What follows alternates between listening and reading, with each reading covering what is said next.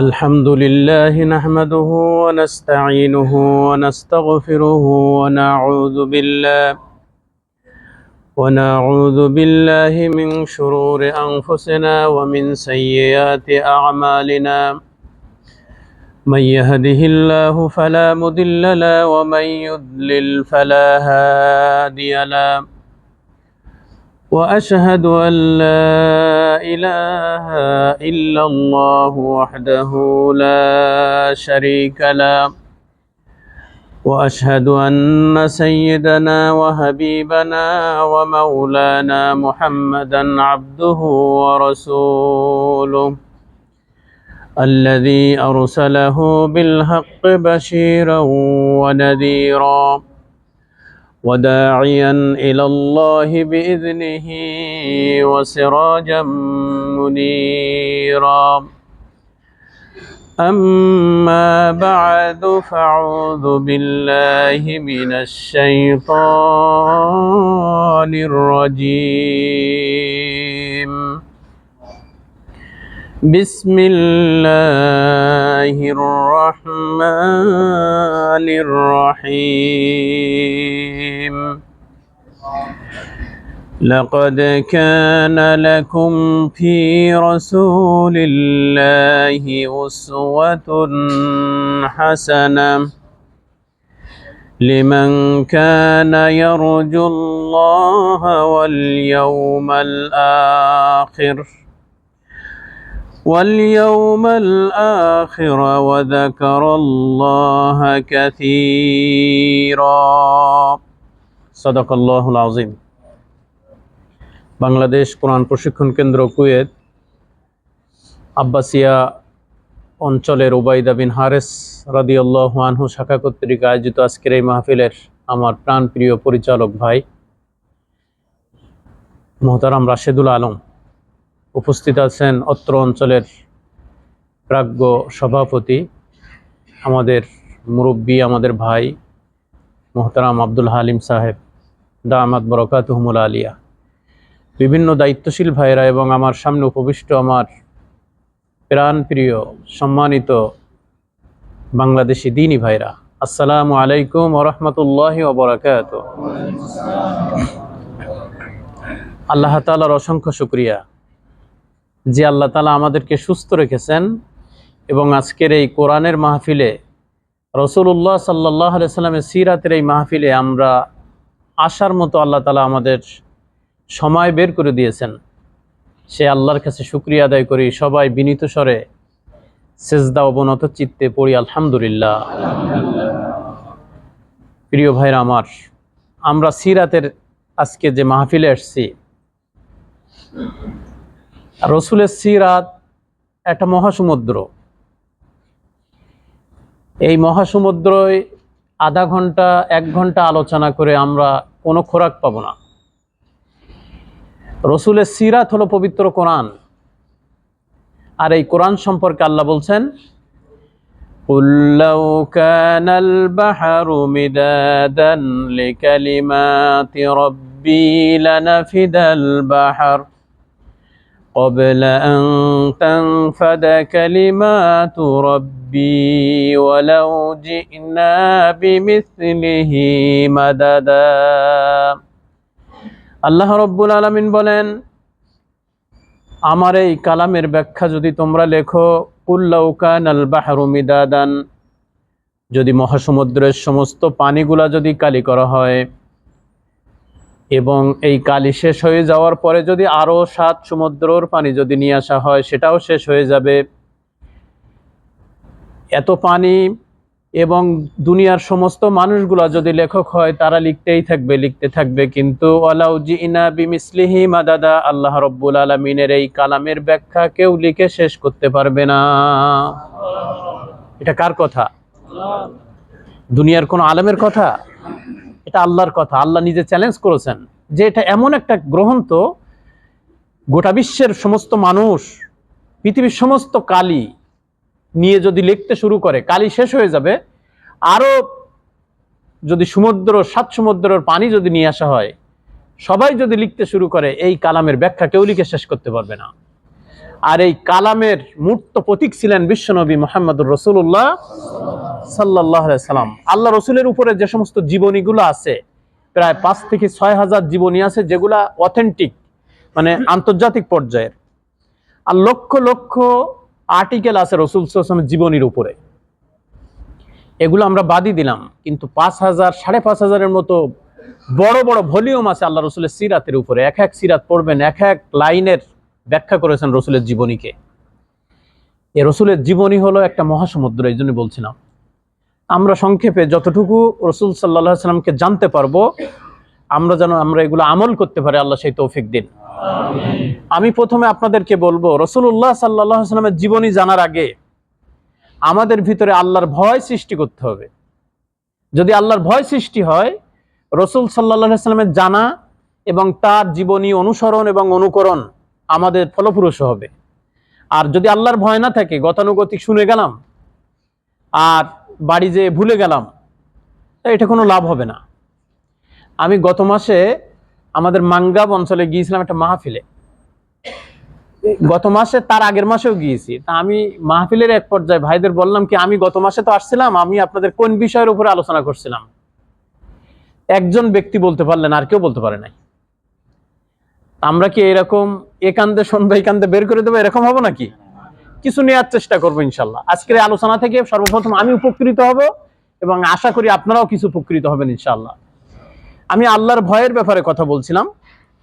দেখেন, রাসূলুল্লাহ সাল্লাল্লাহু আলাইহি ওয়াসাল্লামের প্রখ্যাত সাহাবী হযরত মুআয ইবনে জাবাল রাদিয়াল্লাহু আনহু, নাম শুনছেন না? অত্যন্ত বিজ্ঞ সাহাবী ছিলেন। আল্লাহ রসুল ইয়ামেনের গভর্নর করে তাকে পাঠিয়েছিলেন।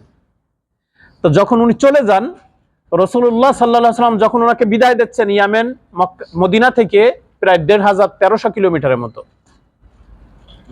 তো যখন বিদায় নেন, আল্লাহ রসুল তার সাথে বলছে, ইয়া মুআয, হতে পারে এই আজকের এই সাক্ষাৎটা তোমার সাথে আমার জীবনের শেষ সাক্ষাৎ, আর হয়তো দেখা হবে না। হযরত মুআয ইবনে জাবাল ফাবাকা মুআয অনেক কান্নাকাটি করলেন যে আল্লাহ রসুল বিদায় দিয়ে দিচ্ছেন, বলছে আর দেখা হবে না। রসুলের কথা তো অবশ্যই সত্য, আল্লাহ রসুল মুখ দিয়ে বলে ফেলেছেন যখন, অবশ্যই আর দেখা হবে না। তো হযরত মুআয ইবনে জাবাল অত্যন্ত কান্নাকাটি করছিলেন। কান্নাকাটি করে আল্লাহ রসুলকে বলছেন, ইয়া রাসূলুল্লাহ, হতে পারে এটা শেষ সাক্ষাৎ আপনার সাথে, ফাউসিনি, আমাকে কিছু ওসিয়াত করেন। শেষ জীবনে আপনার সাথে তো আর দেখা হবে না, তা কিছু ওসিয়াত করেন আমাকে। তখন মুআয ইবনে জাবালকে আল্লাহ রসুল বলছেন, ইত্তাকুল্লাহ হাইসু মা কুনত, হে মুআয, তুমি যেখানেই থাকো না কেন, তুমি আল্লাহকে ভয় করবে। প্রিয় ভাইরা, আল্লাহর ভয় যেখানেই যাই না কেন, যদি আল্লাহর ভয় না থাকে, আমাদের এরকম আলোচনা কোনো কাজে আসবে না। হযরত মুআয ইবনে জাবাল রাদিয়াল্লাহু আনহু যখন ইয়ামেনে গেলেন, কিছুদিন পরে আল্লাহ রসুল দুনিয়া থেকে চলে গেলেন, ইন্তেকাল করলেন। হযরত আবু বকর সিদ্দিক রাদিয়াল্লাহু আনহু ওনাকে ফিরিয়ে নিয়ে আসলেন। আবু বকর রাদিয়াল্লাহু আনহু খেলাফতের সময়, খেলাফতের শেষ সময় উনি ফিরে আসলেন ইয়ামান থেকে। 1 মাস বা 2 মাস পরে হযরত আবু বকর সিদ্দিক ইন্তেকাল করলেন। খলিফা হলেন হযরত উমর রাদিয়াল্লাহু আনহু। তো একদিন মসজিদে নববীতে মাগরিবের নামাজের পরে হযরত ওমর তাকে বলছে, মুআয ইবনে জাবালকে, যে ভাই মুআয, কালকে সকাল করে আপনি মসজিদে নববীতে আসবেন, কারণ মসজিদে নববীতে কিছু খাদ্য সামগ্রী আছে, রিলিফের মাল আছে, এগুলা বন্টন করতে হবে, আপনি করবেন এগুলা। হযরত মুআয ইবনে জাবাল আসলেন এবং আসার সময় স্ত্রীকে বলে আসছেন যে কালকে আমাকে আসতে একটু দেরি হতে পারে বাসায়। তো সে কেন? বলছে, আমিরুল মুমিনিন কিছু রিলিফের মাল বন্টন করার দায়িত্ব আমার উপরে দিয়েছে, তো এগুলা বন্টন করে আসতে আসতে দেরি হতে পারে। ওনার স্ত্রী মনে করছে, মাশাআল্লাহ, তাহলে অন্তত বাসায় তো কিছু খানা আসবে। যিনি খানা বন্টন করেন তার বাসায় কিছু আসে না? আমাদের দেশে যারা খাদিম করে আগে নিজেরা খেয়ে নেয়, তাই না? এরকম আছে না? তো বউ খুব অভাবী সংসার, তো একটা দেশের গভর্নর ছিল কিন্তু বাসায় খানা নাই। আর আজকে যারা গভর্নর তাদের অবস্থা কি? ওনার ওয়াইফ মনে করছে যে কিছু খানা দানা আসবে বাসায়। মাগরিব গড়িয়ে এশার সময় হয়ে গিয়েছে, ওনার স্বামী এশার নামাজ পড়ে বাসায় গিয়েছে হযরত মুআয ইবনে জাবাল রাদিয়াল্লাহু আনহু। ওনার হাতে কোনো খাদ্যদ্রব্য নাই, খালি হাতে উনি বাসায় গিয়েছেন। ওনার ওয়াইফ বলছে, কি ব্যাপার, আজকে আপনি রিলিফ বন্টন করেছেন, আমি তো মনে করেছিলাম আমার সন্তানদের জন্য কিছু খানা বাসায় নিয়ে আসবেন, কিন্তু আপনি তো কিছু নিয়ে আসলেন না। তখন হযরত মুআয ইবনে জাবাল বলছে, কানা আলাইহি রাকিবুন, সহিহ হাদিস বলছি আমি, যে আমাকে একজন ব্যক্তি একজন ফলো করছে আমার, এই জন্য আমি কিছু আনতে পারি নাই। তো ওনার ওয়াইফ মনে করছে নিশ্চয়ই ওমর রাদিয়াল্লাহু তাআলার মনে হয় লোক লাগাই দিয়েছে ওনার পিছনে, খাদ্য বন্টন করতেও বলেছে, আবার লোকও লাগাই দিয়েছে, যার কারণে কিছু খাদ্য আনতে পারে নাই। ওনার ওয়াইফ আশপাশ মেয়েদেরকে বলছে যে ওমর রাদিয়াল্লাহু আনহুর মতো ব্যক্তি আমার স্বামীকে খাদ্য বন্টন করার দায়িত্ব দিয়ে পিছনে লোক লাগাই দিয়েছে। এই কথা এক কান দুই কান হইতে হইতে পুরা মদিনা শহর এই কথাই চলে গিয়েছে যে ওমর রাদিয়াল্লাহু আনহু মুআয ইবনে জাবাল, আল্লাহর রাসূল যাকে বেশি মহব্বত করতেন, আ'লামুন নাস বিল হালাল ওয়াল হারাম মুআয ইবনে জাবাল, সহিহ বুখারীর হাদিস। আল্লাহর রাসূল বলছেন তোমাদের ভিতরে হালাল এবং হারাম সম্পর্কে সর্বাধিক জ্ঞান হযরত মুআয ইবনে জাবালের। সুবহানাল্লাহ বলবেন না? সেই সাহাবী, সিনিয়র সাহাবী, তার সম্পর্কে পুরা মদিনা শহরে বলা হয়ে গিয়েছে যে উনি খাদ্যদ্রব্য বিলি করতে দিয়ে ওনার উপরে সিসি ক্যামেরা ফিট করে রাখা হয়েছে। এই কথা হযরত আমিরুল মুমিনিন ওমর ইবনুল খাত্তাব রাদিয়াল্লাহু আনহুর স্ত্রীর কানেও চলে গিয়েছে এই কথাটা। তখন হযরত ওমর ইবনুল খাত্তাবের স্ত্রী তাকে বলছে, ওমরকে বলছে, হে ওমর, আপনি কি এটা ঠিক কাজ করলেন? বলছে, কেন, কি করেছি? তো আপনি মুআয ইবনে জাবালের মতো সাহাবীকে খাদ্য বিলি করতে দিয়ে, রিলিফ বিলি বন্টন করতে দিয়ে আপনি তার পিছনে লোক লাগিয়ে ফেলেছেন, এটা কোন ধরনের কথা? বলছে, ইন্না লিল্লাহি ওয়া ইন্না ইলাইহি রাজিউন। কে বললো এই কথা? আমি তার উপরে মানুষ লাগিয়ে দিয়েছি। বলছে, পুরা মদিনা শহরে এই কথাই চলে গিয়েছে। আমিরুল মুমিনিন হযরত ওমর ইবনুল খাত্তাব রাদিয়াল্লাহু আনহু মুআয ইবনে জাবালকে ডাকালেন, ডেকে বললেন, হে মুআয, আমি আপনাকে রিলিফ বন্টন করার জন্য বলেছি, আপনার উপরে কি কোনো মানুষের নজরদারি কি আমি করেছিলাম? বলছে, না, তা তো করেন নাই। তা বলছে, এই কথাটা আপনার বাড়ি থেকে পুরা মদিনা শহর কিভাবে ছড়ালো? আপনি আপনার ওয়াইফকে কি বলেছিলেন? বলছে, ওয়াইফ আমাকে বলছে যে আপনি কোথায় যাচ্ছেন, আমি বলেছি যে রিলিফ বন্টন করতে যাচ্ছি। তা বাড়ি যখন গিয়েছি তখন খালি হাতে, কিছু নেই নাই। ওয়াইফ বলছে, কিছু নিয়ে আসেননি কেন? তা বলছে, আমি বলেছি কানা আলাইহি রাকিবুন, আমার উপরে একজন নজরদারি করছে, এই কারণে আমি আনি নাই। ওমর বলছে, সে নজরদারি কে করছে? আপনার ওয়াইফ তো ঠিকই বুঝেছে, কিছু না কিছু বুঝছে তো, মহিলা মানুষ, আপনার উপরে নজরদারিটা কে? তখন যে কথাটা বলেছেন এটাই শিক্ষা, এটাই আমি বলছি। বলছে, আমি যখন আল্লাহর রসুল থেকে বিদায় নিয়ে ইয়ামেনে যাচ্ছিলাম, আল্লাহ রসুল আমাকে বলছিলেন, হে মুআয, তুমি যেখানে থাকো না কেন, ইত্তাকুল্লাহা হাইসুমা কুনতু, তিনবার এই কথাটা বলেছে, হে মুআয, তুমি পৃথিবীর যেখানেই থাকো না কেন আল্লাহর ভয় করে চলবে। বলছে, আপনি তো কোনো মানুষ ফিট করেন নাই, কিন্তু আল্লাহ তো সিসি ক্যামেরা দিয়ে আমাকে দেখছে যে আমি কি কাজটা করি। আল্লাহ রসুলের এই সাহাবীদের নামগুলো আজকের পৃথিবীতে স্বর্ণাক্ষরে লেখা। কারণ কি? তারা আল্লাহর ভয় করে চলতেন। আমি আপনি মেখি ইমানদার, আমরা, আমার মতো হাজার হাজার যারা দাওয়াতি কাজ করি, মানুষ আমাকে ভালো বললো না খারাপ বললো, এই মানুষের সন্তুষ্টির জন্য কাজ করি আমরা। আমাদের দায়ী আল্লাহদের মূল থিম থাকতে হবে আল্লাহকে ভয় করে, আল্লাহকে সন্তুষ্ট করার জন্য আমরা কাজ করতে হবে। পৃথিবীর যেখানেই যাই কিছু বলুক না কেন, আমার আল্লাহ কি বলছে এটা আমার দেখা দরকার, তাই না? সম্মানিত ভাইরা আমার, যদি এইটা হতে পারে, আল্লাহকে ভয় করে যদি আমরা কাজ করতে পারি, আমাদের এই দাওয়াতি কাজ, আমাদের এই সংগঠন, আমাদের এই শোনা, আমাদের এই আসা যাওয়া সবকিছু কাজে লাগবে। আর যদি আল্লাহর ভয় না থাকে, হাজার হাজার ওয়াজ এরকম শুনবো, কিন্তু আমাদের হেদায়েতের মতো কোনো পথ থাকবে না। আমি আপনাদের সামনে রাসূলুল্লাহ সাল্লাল্লাহু আলাইহি ওয়াসাল্লামের সিরাতের উপরে আলোচনা করার জন্য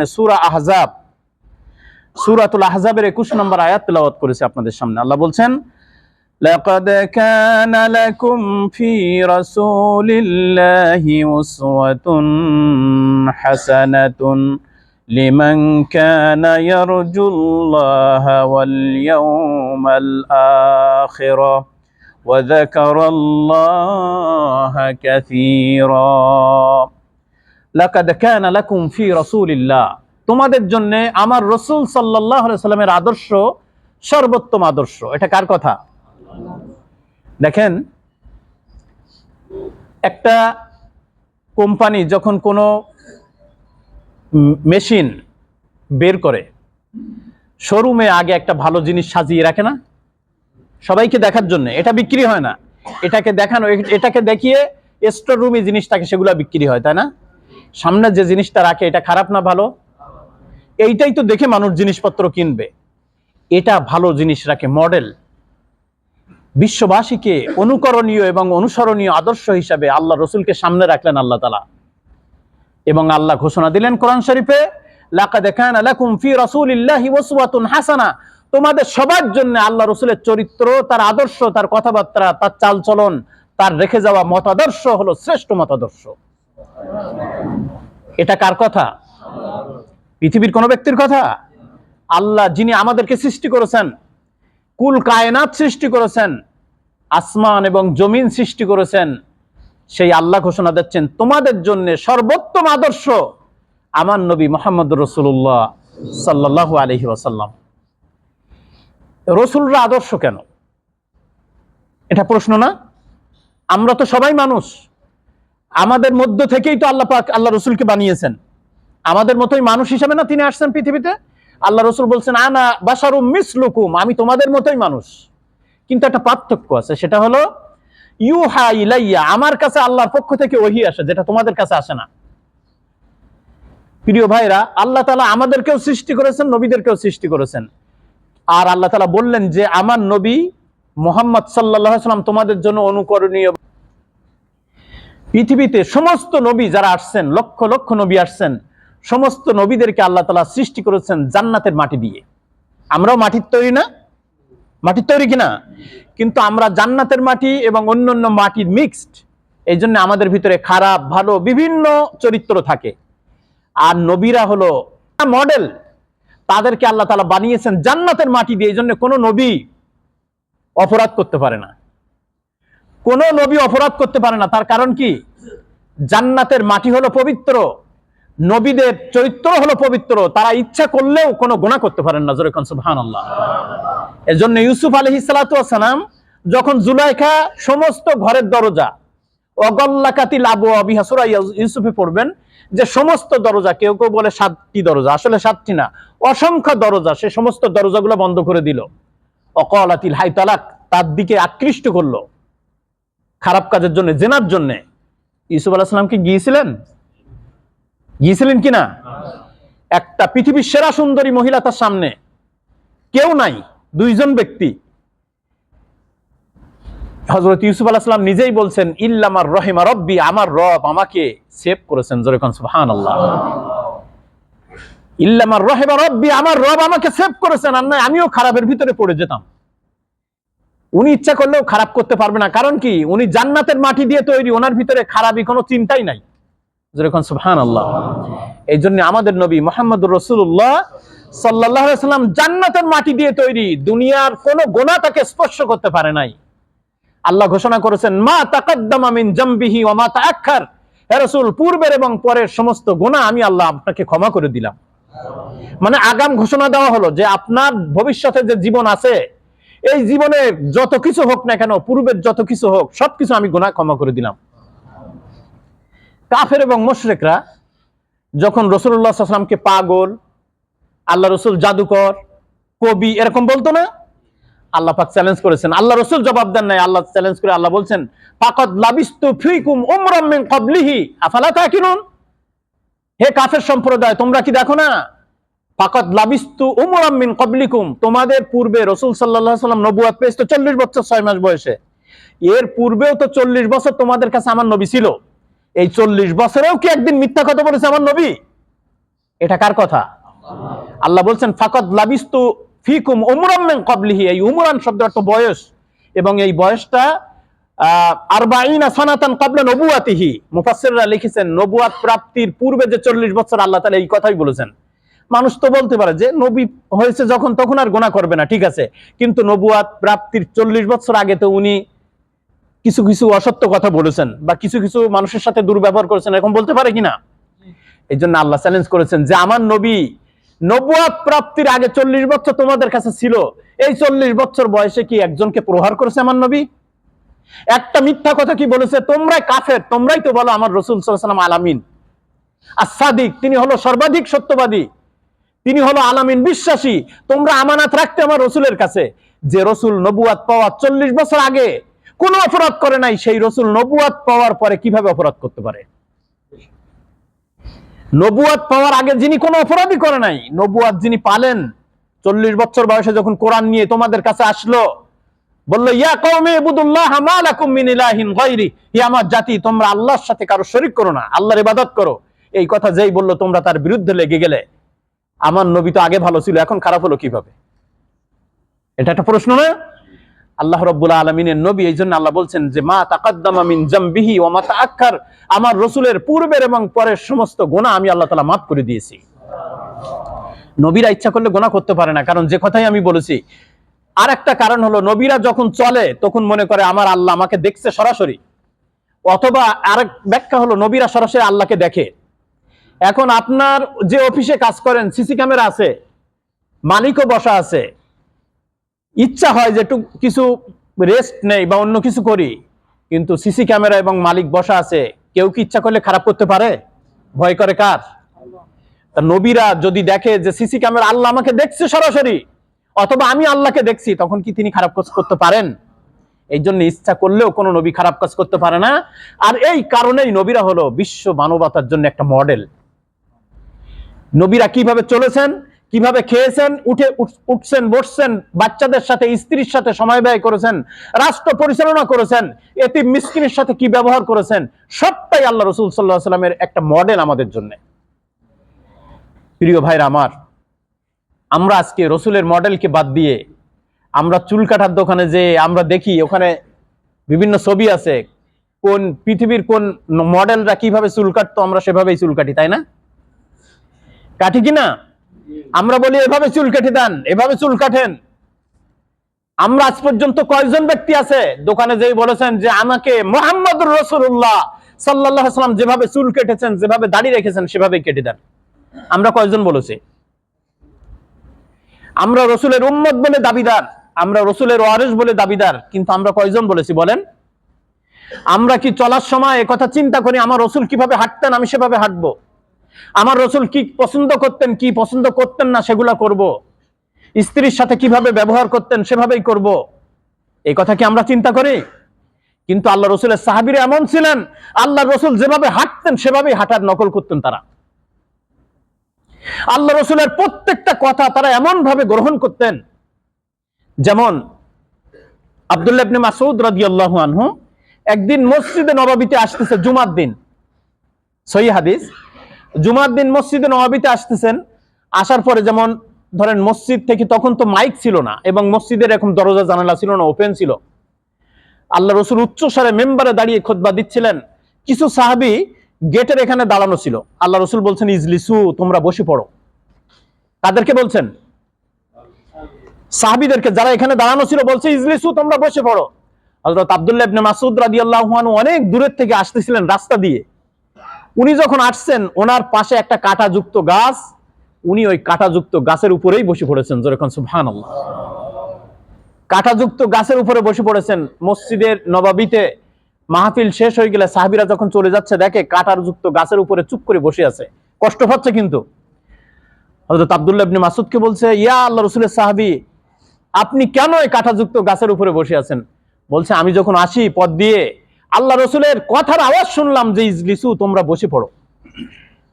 তা বলছে, এ তো আমরা যারা গেটেছিলাম আমাদেরকে বলেছে, আপনাকে তো বলে নাই। বলছে, এত বুঝি না ব্যাখ্যা, আমি আল্লাহ রসুলের কথা শুনতে পেয়েছি, এই জন্য আমি বসে পড়েছি ওখানে। কিভাবে আনুগত্য করতেন আল্লাহ রসুলের, কিভাবে আনুগত্য করতেন! এক ধরনের মানে অন্ধ ভক্ত তো দূরের কথা, মানে তার থেকে আরো বেশি কাফের এবং মুশরিকরা আবু বকর সিদ্দিক রাদিয়াল্লাহু আনহুকে বললেন যে তোমাকে তো বলতাম যে তোমার সাথী মোহাম্মদ পাগল বা অতি কথা বলে, তুমি তো বিশ্বাস করতে না, কিন্তু আজকে নতুন একটা কথা তার থেকে শুনলাম। বলছে কি? বলছে যে সে নাকি আজকের রাত্রের মধ্যে বাইতুল মুকাদ্দাস, আরশে আজিম সমস্ত কিছু সফর করে আসছে। এটা কি সম্ভব? মক্কা থেকে বাইতুল মুকাদ্দাস ১৫০০ কিলোমিটার, কিভাবে সম্ভব হতে পারে? হযরত আবু বকর সিদ্দিক রাদিয়াল্লাহু আনহু বলছেন, যদি এ কথা মুহাম্মদুর রাসূলুল্লাহ বলে থাকে আমি অবশ্যই বিশ্বাস করলাম। যেরকম সুবহানাল্লাহ। বলছে যে রাসূল আসমানের সংবাদ নিয়ে আসে আমাদের কাছে, আর আমরা বিনা দ্বিধা চিত্তে সেগুলো বিশ্বাস করি, সে রাসূল দুনিয়ার একটা জায়গা থেকে সফর করে আসবেন, এটা বিশ্বাস করব না, এটা হতেই পারে না। আল্লাহ রাসূল যদি বলে থাকেন রসুলরা যে কাজ করেন এটা দুনিয়ার কোনো সাধারণ কাজ না। আল্লাহ যখন যা ইচ্ছা করতে পারেন আল্লাহ রসুলকে দিয়ে। এই জন্য প্রিয় ভাইরা আমার, আমাদের রাসূলুল্লাহ সাল্লাল্লাহু আলাইহি সাল্লাম এই পৃথিবীর জন্য উত্তম মডেল, উত্তম আদর্শ। লাকাদ কানা লাকুম ফি রাসূলিল্লাহি উসওয়াতুন হাসানা। আল্লাহ পাক তাকে রহমাতুল লিল আলামিন করে প্রেরণ করেছেন। ওমা আরসালনাকা ইল্লা রাহমাতাল লিল আলামিন। আল্লাহ বলছেন গোটা বিশ্ব মানবতার জন্য আমার রাসূল তোমাদের জন্য রহমত। কিভাবে রহমত দেখেন, রাসূলুল্লাহ সাল্লাল্লাহু আলাইহি সাল্লাম যখন মক্কায় ছিলেন, দাওয়াতি কাজ করেছেন, মক্কাবাসী রাসূলকে বিদায় মানে মক্কায় কি থাকতে দিয়েছিলেন না মক্কা থেকে বিতাড়িত করে দিয়েছিলেন? সবাই জবাব দেন। আল্লাহ রাসূল তো মক্কায় থাকতে পারেন নাই। যখন মক্কা থেকে মদিনায় হিজরত করে কানতে কানতে চলে যায় আর বলছে ইন্নী উহিব্বুল্লাহ, হে মক্কা আমি তোমাকে অনেক ভালোবাসি।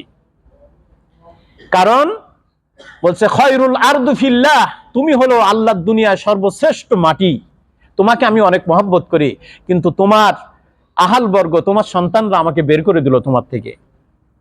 রাসূলুল্লাহ সাল্লাল্লাহু আলাইহি ওয়াসাল্লাম মদিনাতে গেলেন, দাওয়াতি কাজ করলেন। 10 বছর পরে মক্কা বিজয় যখন করলেন, যেদিন আল্লাহ রসুল মক্কা থেকে মদিনায় যান, উসমান বিন তালহার কাছে কাবার চাবি ছিল, কাবা শরীফের চাবি। উসমান বিন তালহাকে বলছে, উসমান কাফের সে, তুমি কাবার চাবিটা দাও, 2 রাকাত নামাজ কাবার ভিতরে পড়বো আমি। উনি হিজরত করবেন এ কথা বলেন নাই। উসমান বিন তালহা বলছে না, কাবার চাবি তোমার কাছে দেওয়া যাবে না। জোরে খান নাউজুবিল্লাহ। আল্লাহ রসুল বলছে, হে উসমান, এমন একদিন আসবে আমার সামনে তুমি অসহায়ের মতো দাঁড়িয়ে থাকবে। বলছে এটা সম্ভব না, যেদিন এই অবস্থা হবে সেদিন মক্কাবাসী মাটির সাথে মিশে যাবে, এটা সম্ভব না কোনো সময়।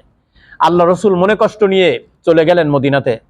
10 বছর পরে যখন ফিরলেন, রাসূলুল্লাহ সাল্লাল্লাহু আলাইহি সাল্লাম আজকে প্রেসিডেন্ট হয়ে ফিরলেন, তাই না? ইচ্ছা করলে মক্কার কাফেরদেরকে শাস্তি দিতে পারতেন কিনা? আল্লাহ রসুল বললেন, লা তাসরিবু আলাইকুমুল ইয়াউম, আজকে তোমাদের উপর আমাদের কোনো অভিযোগ নাই। জোরেখান সুবহানাল্লাহ। ইয়াগফিরুল্লাহু লাকুম, আল্লাহ তাআলা তোমাদের সবাইকে ক্ষমা করে দিক। আল্লাহ রসুলের সাথে যে দুর্ব্যবহার করেছে, দেশ থেকে বের করে দিয়েছে, হত্যা ষড়যন্ত্র করেছে, কি মডেল আমাদের কাছে আল্লাহ রসুল। সেই রাসূলুল্লাহ সাল্লাল্লাহু আলাইহি সাল্লামকে যখন তিনি ফিরে আসলেন সবাইকে ক্ষমা করে দিলেন।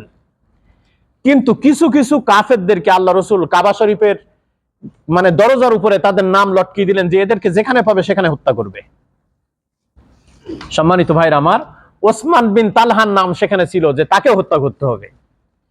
যেদিন মক্কা বিজয় হয়, কাবার চাবি ওসমান বিন তালহার কাছে এখনো। হযরত আলীকে বলল, হে আলী দেখো ওসমান কোথায়, কাবার চাবি লাগবে, আমরা নামাজ পড়বো কাবার মধ্যে। অনেক খোঁজাখুঁজি করে তাকে পাওয়া যাচ্ছে না। পরে দেখে তিনি কাবার উপরে, ছাদের উপরে, মনে করছে ছাদের উপরে কেউ দেখবে না, সেখানে সে পালিয়ে আছে। ওসমান বিন তালহাকে সেখান থেকে নিয়ে আসা হলো। ভয়ে কাঁপতে কাঁপতে সে আল্লাহ রসুলের সামনে, মনে করছে যে আজকে তো আমাকে হত্যা করবে, কারণ আমি মুহাম্মদ সাল্লাল্লাহু আলাইহি ওয়াসাল্লামের সাথে যে বিয়াদবিটা করেছি, আজকে আমার তো এর পরিণাম ভালো হবে না। রাসূলুল্লাহ সাল্লাল্লাহু আলাইহি ওয়াসাল্লাম কাবার চাবি নিলেন হযরত ওসমান বিন তালহার থেকে। আল্লাহ রসুল কাবার ভিতরে ঢুকলেন, 6 রাকাত নামাজ পড়লেন, বের হয়ে আসলেন। আসার পরে বিভিন্ন সাহাবীরা, হযরত আলী মনে করছে যে কাবার চাবিটা মনে হয় আল্লাহ রসুল আমার কাছে রাখবে। ওমর রাদিয়াল্লাহু আনহু, আবু বকর সিদ্দিক, তারা সবাই মনে করছে যে কাবার চাবি আজকে আমাদের কাছেই দিবে। আল্লাহ রসুল সাল্লাল্লাহু আলাইহি ওয়াসাল্লাম ওসমান বিন তালহাকে ডেকে বলল, হে ওসমান, কাবার চাবি তুমিই রাখবে। যেরকম সুবহানাল্লাহ বলছে, কারণ আল্লাহ রাব্বুল আলামিন আমার কাছে ওহী নাযিল করেছেন, ইন্নাল্লাহা ইয়া'মুরুকুম আন তুআদ্দুল আমানাতি ইলা আহলিহা। আল্লাহ নির্দেশ করেছেন যে যারা যে পাওনাদার, যে হক, তাদের হককে তাদের কাছে ফিরিয়ে দাও। বলছে কাবার হকদার তুমি, তোমার কাছেই ছিল, আল্লাহ তাআলা নির্দেশ করেছেন কাবার চাবি তোমার কাছে দেওয়ার জন্য, এই নাও কাবার চাবি। হযরত ওসমান তিনি পরে ইসলাম গ্রহণ করেছেন। বলছে, ইয়া রাসূলুল্লাহ, আমার কুফরির তালা খোলার আগে, আমার কাবার চাবি দেওয়ার আগে আমার অন্তরের যে কুফরির তালা আছে এটাকে আগে খুলে দেন চাবি দিয়ে। আমাকে পড়েন লা ইলাহা ইল্লাল্লাহু মুহাম্মাদুর রাসূলুল্লাহ। তিনি মুসলমান হয়ে গেলেন। কি আচরণ ছিল আল্লাহ রসুলের! আল্লাহ পাক আয়াত নাজিল করলেন, ফাবিমা রাহমাতিম মিনাল্লাহি লিনতা লাহুম। হে রাসূল, আপনার আচরণ, আপনার ব্যবহার, কথাবার্তা এত সুন্দর যে কাফের এবং মুশরিকরা পর্যন্ত আপনার কাছে আসলে তারা মানে আপনাকে দেখেই তারা ভুলে যায়, তারা তাদের দিন ভুলে যায়, তারা ইসলাম গ্রহণ করার জন্য পাগল হয়ে যায়। যেরকম সুবহানাল্লাহ। ইয়ামেন থেকে একজন মানুষ আসছে হজ করতে, ইয়ামেন থেকে একজন ব্যক্তি আসছে হজ করতে। তিনি যখন হজ করতে মক্কায় ঢোকেন, তখন কাফেররা বলছে যে তুমি তো হজ করতে আসছো ইয়ামেন থেকে, কিন্তু কাবা চত্বরে একজন ব্যক্তি পাগল বসা আছে, তার কাছে যেন যেও না। যেরকম নাউজুবিল্লাহ। তিনি ইয়ামেনের বড় একজন নেতা, একটা দলের নেতা, তাকে বলা হচ্ছে যে কাবা চত্বরে একজন পাগল আছে, তার কাছে যাবে না। তিনি হজ যখন কাবা তওয়াফ করছেন, ফাতাওয়াফা বিল বাইত, যখন কাবা শরীফ তওয়াফ করছে, দেখে কর্নারে সুন্দর একজন মানুষ বসা আছে। বলল যে সবাই বলে পাগল, মানুষটা তো দেখতে সুন্দর, তার কাছে যাই। যখন গেলেন, যে বলছেন আপনার নাম কি? বলে আমার নাম মুহাম্মদ সাল্লাল্লাহু আলাইহি সাল্লাম। বলছে সবাই তো আমাকে বলেছে আপনি পাগল, আমি দেখতে আসছি আপনি কেমন পাগল। রাসূলুল্লাহ সাল্লাল্লাহু আলাইহি ওয়াসাল্লাম কোনো কথা বলেন নাই। আল্লাহ রাসূল শুধু বলছেন আউযু বিল্লাহি মিনাশ শাইতানির রাজীম, বিসমিল্লাহির রহমানির রহিম, কুল হুয়াল্লাহু আহাদ। সবাই পড়েন, কুল হুয়াল্লাহু আহাদ, আল্লাহুস সামাদ, লাম ইয়ালিদ ওয়া লাম ইউলাদ ওয়া লাম ইয়াকুল লাহু কুফুয়ান আহাদ। আল্লাহ রাসূল এই কথা বলার সাথে সাথে বলছে আমি বিশ্বাস করি এটা পৃথিবীর কোনো মানুষের কথা হতে পারে না, আপনি আমাকে কালিমা পড়ায় মুসলমান করিয়ে দেন। বিশ্বনবী সাল্লাল্লাহু আলাইহি ওয়াসাল্লাম তাকে ইসলাম কবুল করালেন। যখন সে চলে যাবে ইয়ামেনে, আল্লাহ রাসূলকে বলছে ইয়া রাসূলুল্লাহ, আমি তো ইয়ামেনে চলে যাব, আমি তো আগে কাফের ছিলাম, এখন আমি ইসলাম গ্রহণ করে ইসলাম নিয়ে দেশে যাব, আমাকে আল্লাহর কাছে দোয়া করেন, আল্লাহ যেন আমার এমন কিছু কেরামতি দিয়ে দেয় যে আমার দেখে আমার সমাজের ব্যক্তিরা ইসলাম গ্রহণ করে। রাসূলুল্লাহ সাল্লাল্লাহু আলাইহি ওয়াসাল্লাম আল্লাহর কাছে দোয়া করলেন, হে আল্লাহ, আপনি তাকে একটা মুআজিজা দিয়ে দেন।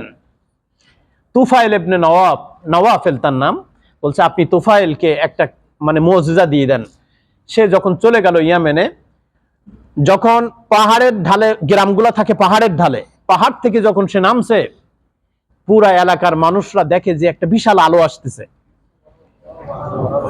হ্যাঁ, তার কপাল দিয়ে নূর চমকাচ্ছে। সমস্ত মানুষ এই আলো, অন্ধকার রাত্রে যদি আলো দেখে, তখন তো কারেন্ট ছিল না, সবাই চলে আসছে গ্রামের মানুষ। তখন তুফাইল ইবনে আমের সে বলছে কি, আরাফনি, তোমরা কি আমাকে চিনতে পেরেছো? বলছে ইন্নাকা তুফাইল বিন আমর, তুমি তো তুফাইল বিন আমের, তুমি তো আমাদের নেতা। তো বলছে যে আমি এমন এক দিন গ্রহণ করেছি। বলছে তোমার এই অবস্থা কেন, তোমার কপাল থেকে আগুন বের হচ্ছে কেন, তোমার কপালে কি আগুন লেগেছে নাকি? জোরে কোন নাউজুবিল্লাহ। তখন তুফাইল ইবনে আমের আল্লাহকে বলছেন, হে আল্লাহ, আমার জাতি তো বোঝে না, মূর্খ জাতি, কপাল দিয়ে নূর বের হচ্ছে, ওরা বলছে তোমার কপালে আগুন লেগেছে, এখন ওরা মনে করবে যে ইসলাম গ্রহণ করা মানে কপালে আগুন লাগা। বলছে হে আল্লাহ, আমার এই মুআজিজা পরিবর্তন করে অন্য আরেকটা দিয়ে দেন। আল্লাহ রাব্বুল আলামিন সাথে সাথে তার হাতে যে লাঠি ছিল তা দিয়ে নূর বের করা শুরু করেছে। তখন জাতির লোকেরা বলছে যে তুমি তো একটা অসাধারণ ক্ষমতা নিয়ে তুমি আসছো, তুমি কিভাবে আসছো আমাদের কাছে? বলছে আমি এমন এক মহান ব্যক্তির কাছে দিন গ্রহণ করেছি, যিনি আর কেউ না, যিনি বিশ্বনবী মুহাম্মদুর রাসূলুল্লাহ সাল্লাল্লাহু আলাইহি ওয়াসাল্লাম। আমাকে ইসলাম গ্রহণ করিয়ে এমন একটা সূরা শিখিয়ে দিয়েছিলেন, যদি তোমরা পড়ো, সূরা ইখলাসটা যদি তোমরা পড়ো, তোমরা সবাই আমার মতো এরকম নূরের অধিকারী হয়ে যাবে। সেই বংশের কয়েক হাজার মানুষ ছিল, সবাই ওই এক জায়গায় ইসলাম গ্রহণ করে ফেলেছিল। হযরত আবু হুরায়রার মতো ব্যক্তি সেই দলের ভিতরের সদস্য ছিলেন। সম্মানিত ভাইরা আমার, রাসূল হলো আমাদের জীবনের জন্য উত্তম আদর্শ, উত্তম মডেল। বিচারক হিসাবে আল্লাহ রাসূল মডেল। আল্লাহ রাসূল বলতেন যে আমার মেয়ে ফাতিমাও যদি চুরির দায়ে অভিযুক্ত হয়, আমি নিজে হাতে আমার মেয়েকে শাস্তি দান করবো। জোরে কোন সুবহানাল্লাহ। কারণ কি, আল্লাহ তাআলা সূরা মায়েদার মধ্যে বলছেন, ওয়ামান লাম ইয়াহকুম বিমা আনজালাল্লাহু ফাউলাইকা হুমুল কাফিরুন। আল্লাহ বলছেন যারা আল্লাহর কোরআন দিয়ে বিচার করলো না, তারা কাফের। কার কথা? আল্লাহর কথা। এই জন্য আল্লাহ রাসূল যেখানেই বিচার ফয়সালা করতেন না কেন, আল্লাহর কোরআনকে সামনে রাখতেন। রাসূলুল্লাহ সাল্লাল্লাহু আলাইহি সাল্লাম স্ত্রীদের সাথে কি ব্যবহার করতেন আল্লাহর কোরআন অনুযায়ী সেভাবেই ব্যবহার করতেন। আল্লাহ রসুল কাফের এবং মুশরিকদের সাথে কি আচরণ করবে আল্লাহ তাআলা কোরআনে বলে দিয়েছে সেভাবেই করতেন। পিতামাতার সাথে কি ব্যবহার করবে একজন সন্তান, তারপরে সন্তানাদি তার পিতামাতার সাথে কেমন আচরণ করবে, সব আল্লাহ রসুল, সংক্ষিপ্ত সময় তো আমরা সব বলতে পারবো না, আল্লাহ রসুলের জিন্দিগিতে কোরআনের এই মধ্যে সবকিছু স্পষ্টভাবে তিবিয়ানান লিকুল্লি শাইইন আল্লাহ বলছে আমি খুলে খুলে সবকিছু বর্ণনা করে দিয়েছি। যেরকম সুবহানাল্লাহ। আমি আপনি যদি কোরআন পড়ি, কোরআন পড়া মানে আল্লাহ রসুলের জীবনীকে ধারণ করা, কোরআন পড়া মানে আল্লাহর উলুহিয়াতকে, আল্লাহর অস্তিত্বকে ধারণ করা। মূলত তিনটা শিক্ষা আমাদেরকে থাকতে হবে। একটা হলো আল মাআরিফাতু ফিল্লাহ, একটা হলো আল্লাহ সম্পর্কে ধ্যান ধারণা জানা আমাদের অবশ্যই কর্তব্য, আর একটা হলো আল মাআরিফাতু ফি খালকিল্লাহ, আর একটা হলো আল্লাহ সৃষ্টি জগৎ সম্পর্কে এটা জানা আমার আপনার জন্য ফরজ, আর একটা হলো মাআরিফাতু ফি রাসূলিল্লাহ, রাসূলুল্লাহ সাল্লাল্লাহু আলাইহি সাল্লামের জীবন এবং জিন্দেগি জানা আমার আপনার জন্য ফরজ। কারণ আমি আপনি যদি রাসূলের জিন্দেগি না জানি, আমি কোন পথে যাব, কোন পথ আমার জন্য উত্তম হবে, এটা আমি আপনি বলতে পারবো না। এটা আল্লাহ রসুলের দেওয়া জীবনী থেকে আমাকে আপনাকে এটা ধারণ করতে হবে।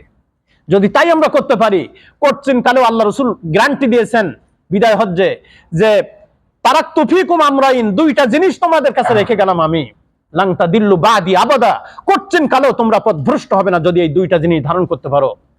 একটা হলো কিতাব আল্লাহ, আল্লাহর কিতাব, একটা কি আল্লাহর কিতাব, আর একটা হলো ওয়াসুন্নতি, আর একটা হলো আমার জীবন বৃত্তান্ত।